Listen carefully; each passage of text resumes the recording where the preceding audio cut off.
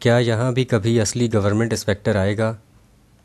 Column نگار Syed Sardar Ahmed Pirzada, the first blind journalist of Pakistan, APNS best Urdu column award holder, روزنامہ نئی بات، مورخہ 24 اگست 2019۔ Nikolai Gogol یوکرائنی نسل کے مشہور روسی ادیب تھے۔ وہ 31 مارچ 1809 کو پیدا ہوئے اور 42 برس کی عمر میں 4 مارچ 1852 کو وفات پا گئے۔ اپنی مختصر زندگی میں نکولائی گوگول نے ایسی کہانیاں اور ڈرامے تخلیق کیے جو آج بھی اپنی مثال آپ ہیں۔ ان کی تحریروں کا بنیادی موضوع اس زمانے میں روس کے کرپٹ اور نااہل حکمران تھے جن پر نکولائی گوگول نے اپنے قلم سے طنز کے تیر چلائے۔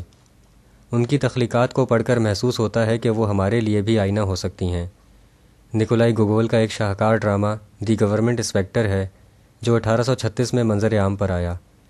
اس ڈرامے میں ایک دور افتادہ روسی قصبے کی کرپٹ اور نااہل مقامی حکومت کا نقشہ کھینچا گیا ہے جو اپنی خامیوں پر پردہ ڈالنے کے لیے مرکزی حکومت کے تفتیشی انسپکٹر کو بیوقوف بنانے کی کوشش کرتے ہیں، لیکن آخر میں پتہ چلتا ہے کہ مقامی حکومت کے زیادہ چالاک اور سمجھدار بننے والے کرپٹ اہلکار خود بیوقوف بن جاتے ہیں۔ ڈرامے دی گورنمنٹ انسپکٹر کے مطابق قصبے کے میئر کو جب یہ خبر ملتی ہے کہ مرکزی حکومت کا ایک تفتیشی افسر ان کے معاملات کی جانچ پڑتال کرنے آ رہا ہے تو میئر اور اس کے حواری بہت پریشان ہو جاتے ہیں۔ ان کی پریشانی اس وقت خوف میں بدل جاتی ہے جب انہیں یہ مزید خبر ملتی ہے کہ ایک مشکوک فرد گزشتہ 2 ہفتے سے ان کے قصبے کے ایک اچھے ہوٹل میں مقیم ہے۔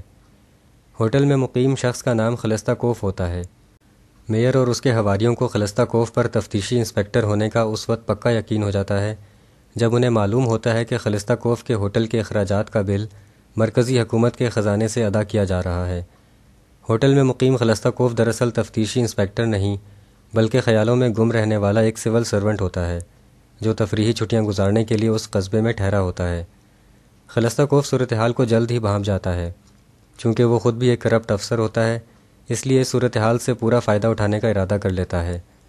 میئر اور مقامی اہلکار اسے تفتیشی انسپکٹر سمجھ کر اس کی خاطر مدارت اور خوشامد میں لگ جاتے ہیں۔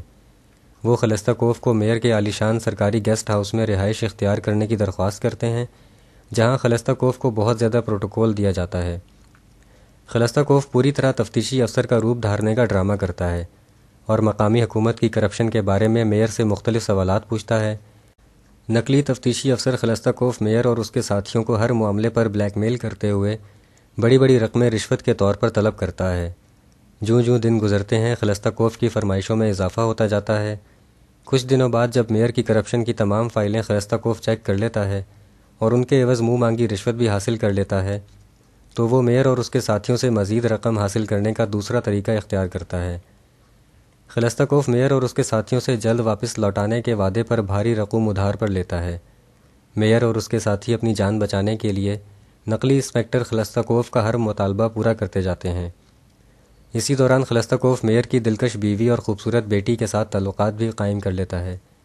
جب مقامی کسانوں کو پتہ چلتا ہے کہ مرکزی حکومت کا ایک تفتیشی افسر ان کے میئر کی غلط کاریوں کی رپورٹ تیار کرنے آیا ہوا ہے تو سب کسان خلستہ کوف سے ملنے میئر گیسٹ ہاؤس پہنچ جاتے ہیں۔ خلستہ کوف کے ذہن میں ایک نئی چال آتی ہے۔ وہ کسانوں کو خطاب کرتے ہوئے کہتا ہے کہ ایسے کرپٹ اور نااہل میئر کو زنجیروں سے باندھ کر سائبیریا کے برفانی علاقے میں پھینک دینا چاہیے۔ اس بات پر کسانوں کو خوش دیکھ کر خلستہ کوف مجمع کو مخاطب کر کے کہتا ہے کہ اگر وہ اتنی رقم اسے ادھار دے دیں تو ان کی کرپٹ میئر سے ہمیشہ کے لیے جان چھوٹ جائے گی۔ خلستہ کوف کی کسانوں سے طلب کردہ رقم کافی زیادہ تھی، اس لیے کسانوں نے گھروں میں جا کر اپنی ساری پونجی جمع کی اور اکٹھی کر کے خلستہ کوف کو دے دی۔ جب میئر کو پتہ چلتا ہے کہ تفتیشی افسر نے کسانوں کے مطالبے پر اسے سزا کے طور پر سائبیریا کے برفانی علاقے میں قید کرنے کا فیصلہ کر لیا ہے تو وہ خلستہ کوف کے سامنے بہت روتا دھوتا اور گڑ گڑاتا ہے۔ عین اسی موقع پر خلستہ کوف میئر کی بیٹی سے شادی کرنے کا ارادہ ظاہر کرتا ہے۔ میئر اپنی جان بخشی دیکھتے ہوئے خلستہ کوف کی یہ خواہش بھی فوراً پوری کر دیتا ہے۔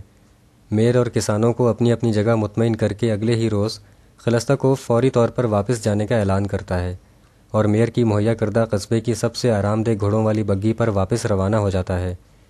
خلستہ کوف کے جانے کے بعد میئر کے تمام دوست اکٹھے ہو کر اسے مبارک دیتے ہیں کہ اس نے بہت ہی سمجھداری سے تفتیشی افسر کو قابو کر لیا۔ میئر تمام کسانوں کو بلا کر دھمکاتا ہے کہ انہوں نے جو شکایتیں تفتیشی افسر کو لگائی ہیں اس کی سزا کے طور پر وہ کسانوں سے بڑی بڑی رقمیں رشوت کے طور پر وصول کرے گا۔ میئر کسانوں کو ڈرانے کے لیے اس راز سے بھی پردہ اٹھاتا ہے کہ وہ تفتیشی افسر اب اس کا داماد بن گیا ہے۔ جب میئر کسانوں پر اپنا رعب جھاڑ رہا تھا تو مقامی ڈاکخانے کے اہلکار نے مرکزی حکومت کا ایک ارجنٹ ٹیلی گرام لا کر دیا جو میئر کے نام تھا، جس میں تحریر تھا کہ مرکزی حکومت کا تفتیشی افسر تمہارے قصبے میں پہنچ چکا ہے اور اس کا نام یہ ہے۔ میئر کا سر چکرانے لگا اور اسے زمین ہلتی ہوئی محسوس ہوئی۔ چند منٹوں بعد دور سے آتے گھوڑے کی ٹاپ سنائی دی جس پر اصلی تفتیشی افسر کا باوردی سپاہی سوار تھا۔